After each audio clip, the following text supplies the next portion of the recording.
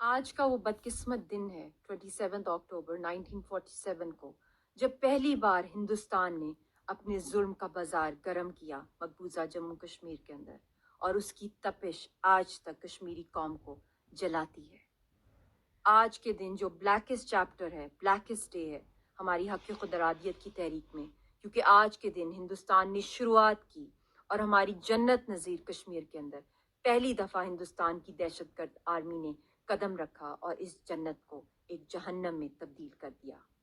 یہ بڑی بدقسمتی ہے کہ 74 ایئرز سے جو انٹرنیشنلی ریکگنائزڈ اور سب سے پرانا مسئلہ ہے یونائٹڈ نیشنز کے اندر، اس کا حل آج تک نہیں ملا، نہ ہی وہ حق ملا کشمیریوں کو جو ان کا آزادی کا حق تھا، جو جائز اور تسلیم شدہ حق تھا۔